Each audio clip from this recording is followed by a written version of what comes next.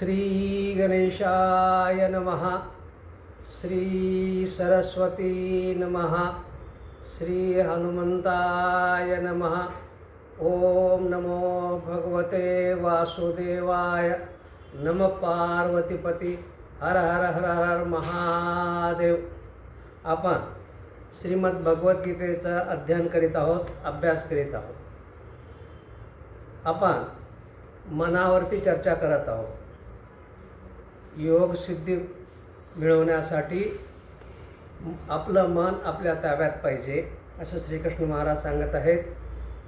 ज्याचं मन आपल्या ताब्यात नाही त्याला योग सिद्धी प्राप्त होत नाही असं श्रीकृष्ण महाराज म्हणतात। आता मन ज्याचं ताब्यात नाही तो अध्यात्म पण करू शकत नाही।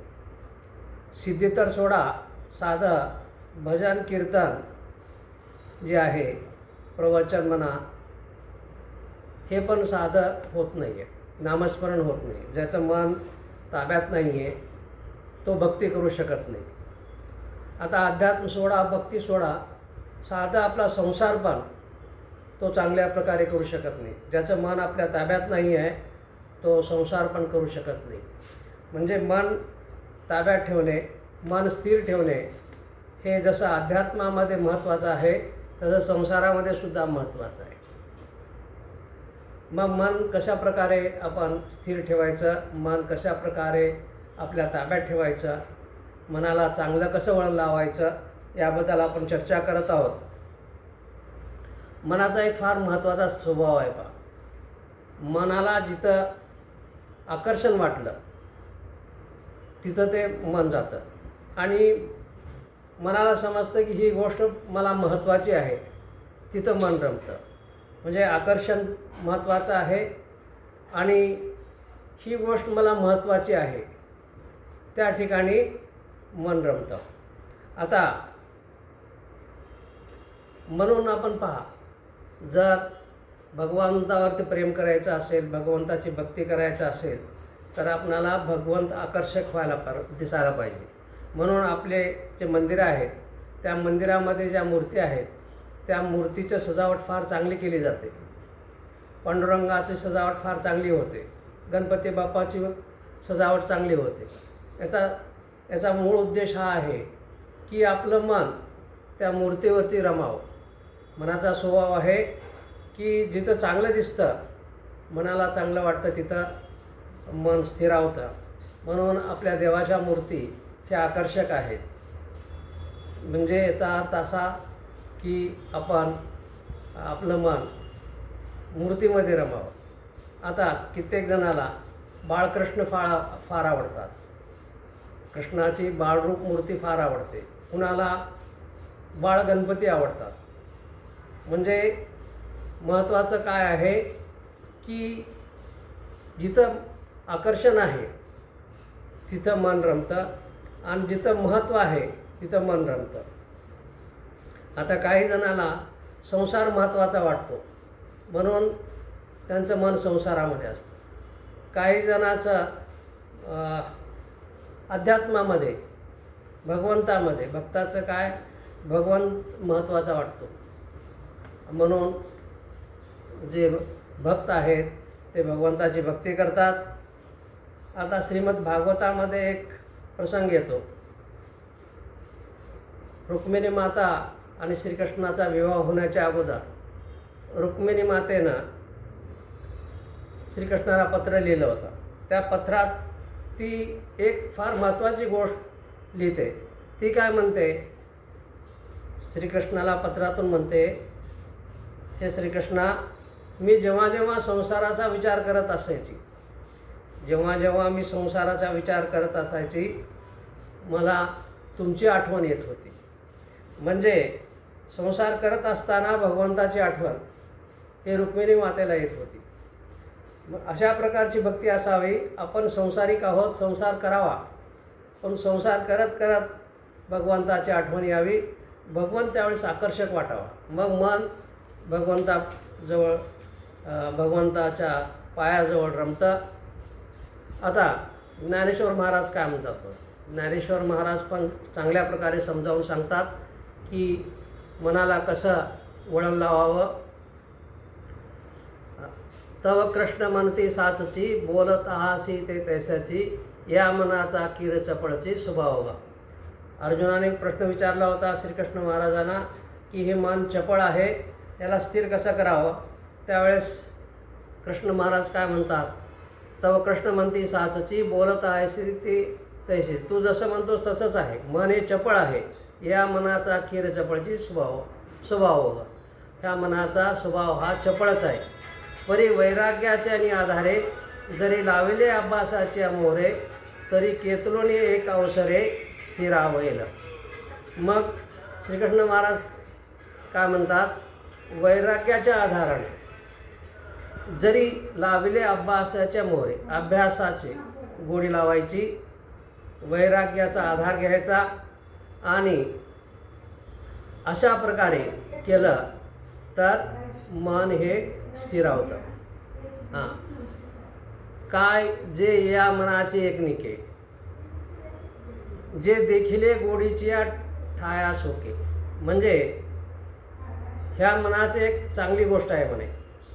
ज्ञानेश्वर महाराज काय म्हणतात, का जे या मनाचे एकनिके, जे देखिले गोडीच्या ठाया सोके. जिथं गोडी लागते तिथं काय होतं, मन रमतं. म्हणून अनुभव सुखाची कौतिके दावीत जावे. म्हणून ह्या मनाला काय करायचं की अनुभव सुखाची गोडी लावायची, म्हणजे आत्म्याची गोडी लावायची, असं ज्ञानेश्वर महाराज म्हणतात. आता मनाला माकडाची उपमा दिली जाते. मन हे माकडासारखं आहे. हाच जो चपळ स्वभाव आहे, जसा माकडाचा चपळ स्वभाव आहे तसा मनाचा पण चपळ स्वभाव आहे. त्याचाच आपण फायदा करून घ्यावा. कसं आहे बा, आता माकडाला एखादी फळ दिलं की एखादी शेंगदाणे त्याच्यापुढे टाकले तर ते शेंगदाणे खातं. मग त्याला आपण एक केळ दिलं, मग काय करतं, ते शेंगदाणे सोडून देतं आणि केळ खायला लागतं. त्याला आणखी समजा पुढे आंबा दिला, काय होतं, मग केळ फेकून देतं आणि आंबा खातं. हा आपला सर्वाचा अनुभव आहे. तसंच ह्या मनाचं पण तसंच आहे, माकडासारखंच आहे. माकडाला जसा एक फळ दिलं आणि दुसरं फळ दाखवलं की पहिलं फळ सोडून देतं आणि दुसरं खातं. तशा प्रकारे ह्या मनाला, मन समजा एका विषयामध्ये रमत आहे, मग त्या मनाला दुसऱ्या विषयाची गोडी लावायची. मग मन काय करतं, पहिला विषय सोडून देतं आणि दुसऱ्या विषयाला पकडतं. मग त्याला तिसरी गोडी लावायची, तिसऱ्या विषयाची गोडी लावायची. मग ते दुसरा विषय सोडून देतं, तिसऱ्या विषयात रमतं. असं करत करत शेवटी आपण ह्या मनाला भगवंतामध्ये लावायचं. आणि ज्यावेळेस हे भगवंतामध्ये रमेल, ह्या मनाला जेव्हा वाटेल की भगवंत महत्त्वाचा आहे, भगवंत सुंदर आहे, आकर्षक आहे, महत्त्वाचा आहे, असं ज्यावेळेस मनाला वाटेल त्यावेळेस मन काय होतं की सर्व हा संसाराचे मधले जे विषय आहेत ते कमी करून भगवंतामध्ये रममान होतात. त्याला भक्तीची चटक लावा. चटक लागणे फार महत्त्वाचं आहे. एक वेळेस भक्तीची चटक लागली मनुष्याला, साधकाला, की मग तो साधक भक्ती सोडत नाही. आपण एक साधं उदाहरण घेऊ. गावी काय असतं, आपले वारकरी जे आहेत ते संध्याकाळी मंदिरामध्ये हरिपाठ करतात. दररोज हरिपाठ 1-1.5 तास म्हणतात. त्यांना इतकी चटक लागलेली असते की हरिपाठाची, संध्याकाळ झाली रे झाली, 5-6 वाजले, यांचे पाय कुठे वळतात की मंदिराकडे वळतात हरिपाठ म्हणायला. अशा प्रकारची भक्ती, अशा प्रकारची चटक मनाला लावायला पाहिजे. म्हणजे मनाला जबरदस्ती करायची नाही, अशा प्रकारची चटक लावायची. मग मन आपोआप चांगला विचार करतं, चांगल्या प्रकारे वागतं आणि अध्यात्मामध्ये रमतं, भक्तीमध्ये रमतं. जबरदस्ती करून काय उपयोग नाही आहे. अशा प्रकारचं सवय हळूहळू करायचा. जसं आपले वारकरी हरिपाठ करता आणि संध्याकाळ झाली की मंदिराकडे जातात, त्यांचे पाय आपोआप ओळतात, त्यांना सांगावं लागत नाही. तशा प्रकारची चटक या मनाला लागली तर मग मनुष्य हा साधक आहे, हळूहळू हा अभ्यास करतो, साधना करतो आणि योग सिद्धी प्राप्त करतो. मग अर्जुनाला आणखीन एक प्रश्न पडला. अर्जुन काय म्हणतो, देवा म्हणे हे तू सांगतोस ते बरोबर आहे, ठीक आहे. मनुष्य श्रद्धावान आहे, प्रयत्न करतो, कधी प्रयत्न करतो, परंतु समजा प्रयत्न कमी पडला त्याचा.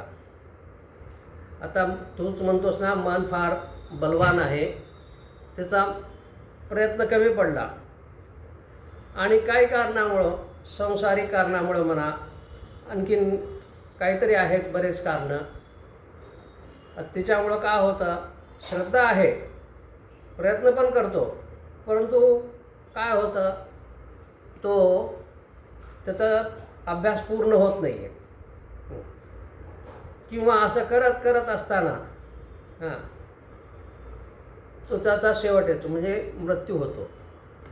म्हणजे श्रद्धावान आहे, प्रयत्न पण करतो, परंतु संसारिक असल्यामुळे बऱ्याच अडचणी येतात आणि त्याची साधनामध्येच खंडित होते किंवा त्याचा अचानक मृत्यू होतो.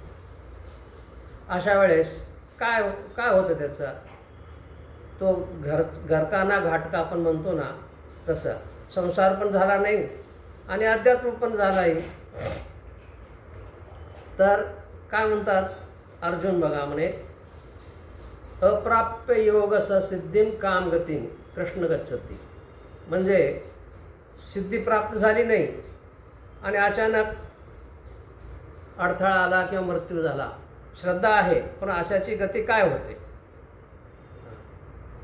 मग इथं ज्ञानेश्वर महाराज पण फार चांगल्या प्रकारे सांगत आहेत. ज्ञानेश्वर महाराज काय म्हणतात, आपण अशा मनुष्याची, जसा अर्जुनाला प्रश्न पडला तसाच प्रश्न आपला सर्वांना पडत असतो. मग त्यावेळेस अशाची गती काय होते. ज्ञानेश्वर महाराज काय म्हणतात, परी अनेक एक गोसाविया मज संशय असे साविया, तो तुवा वाचून फेडावया समर्थ नाही. हे महाराज, मला आणखीन एक संशय आहे, तो तुझ्या वाचून त्या संशयाचे फोड कोणीच करू शकत नाही, तो संशय कोणी दूर करू शकत नाही. म्हणून सांगे गोविंदा कवन एकू मोक्षपदा, जोंबत होता श्रद्धा उपाय विहीन. असा हे गोविंदा एक सांग म्हणे, कवन एकू मोक्षपदा, जोंबत होता श्रद्धा उपाय विहीन. म्हणजे मनुष्य जो आहे मोक्षपदासाठी प्रयत्न करतो आहे, परंतु त्याचा उपाय किंवा त्याचा मार्ग जो आहे एकदा वेळेस कमी पडतो किंवा मार्ग चुकतो. श्रद्धा आहे, भरपूर आहे, झोंबत होता श्रद्धा म्हणजे श्रद्धा आहे त्याची, उपाय पण करतोय परंतु उपाय कमी पडतो. मग अशा वेळेस काय होतं ते काय म्हणता होतं, इंद्रिय ग्रामोने निघाला, आस्थेचिया वाटे लागला, आत्मसिद्धीच्या पुढीला नगरा यावया. मग ते काय सांगतात, तिथं थोडा सांकेतिक भाषा आहे. इंद्रिय ग्रामाहून निघाला म्हणजे आपलं शरीर, इंद्रिय ग्राम म्हणजे एक शरीर समजा, हे गाव आहे. तिथून कुठं निघाला तो, आत्मसिद्धीच्या गावाला निघाला आणि आस्थाची वाट आहे ती. अशा प्रकारे जो निघाला, पुढे आत्मसिद्धीचं गाव आहे, त्या इंद्रिय ग्राम सोडला आणि नंतर आत्मसिद्धीच्या गावासाठी निघालेला आहे. कोणत्या वाटेवरून जात आहे, आस्थेच्या वाटेवरून जात आहे. मग आणखी काय म्हणतात, तव आत्मसिद्धी न ठकेची आणि मागुते न येवेची, ऐसा असतू गेला माझा रेशी आयुष्य भानो. मग असा मनुष्य ज्यावेळेस निघतो आत्मसिद्धीच्या गावाला जाण्यासाठी आणि आत्मसिद्धीचं गाव पोहोचत नाही, ते पोहोचण्याच्या अगोदरच मग काय होतं, त्याचा आयुष्यमान, त्याचा जो सूर्य मावळला, त्याचा अर्थ असा म्हणजे तो मरण पावला. म्हणजे आत्मसिद्धीच्या गावाला पोहोचण्याच्या अगोदरच तो मरण पावला. तर मग काय होतं, अशा प्रकारचे ज्ञानेश्वर महाराज सांगतात. आता एक आपण साधं उदाहरण घेऊ. आपणाला कासार शिरसीला जायचं आहे. हासोरेहून निघालो आपण. हासोरेहून निघाल्यानंतर मग काय होतं, आपण संसारिक मनुष्य असल्यानंतर गाव सोडून निघालो, हासोरी सोडून कासार शिरसीला जायचं आहे. मग काय होतं, मध्येच आहे कदमवाडी लागते. मग एक पाहुणा भेटतो. मग ते काय म्हणतात, अहो साहेब थांबा, कुठं चाललात? शिरसीला चाललो बाबा. थांबा म्हणे, थोडं चहा पिऊन जा. आता काय, संसारिक मनुष्य आहोत, त्यांचा मान मोडवता येत नाही. मग आपण चहा प्यायला थांबतो. चहा प्यायला थांबल्यानंतर मग आणखीन चहा पिऊन झाल्यानंतर मग पुढे रामराम करून निघतो पुढे. मग पुढे गेल्यानंतर काय होतं, आपले विनायकराव माजी सरपंच भेटतात. आप्पा हाक देतात, कुठं निघाला? तर म्हटलं कासार शिरसीला जातो. थांबा म्हणे, बसा, थोडं पान खाऊन जावा. मग ते काय करतात, त्यांचा मान मोडवला जात नाही. मग बसतो पान खायला. मग पान खातो. पान खाल्ल्यानंतर रामराम करून निघतो. मग पुढे निघाल्यानंतर रामकृष्ण हरी असा आवाज ऐकू येतो. अरे रामकृष्ण हरी कोण म्हणत आहे? पाहतो तर माऊली उभा टाकलेली आहे आणि ती रामकृष्ण हरी म्हणत आहे. मग आम्ही पण राम म्हणतो. मग गप्पा गोष्टी चालू झाल्या. माळावरच्या गोष्टी, गुरुबाबाच्या गोष्टी, ह्या सगळं चालू झाल्या. मग तिथं बराच वेळ गेला. मग शेवटी रामराम करून निघालो. डोंगरापर्यंत आलो.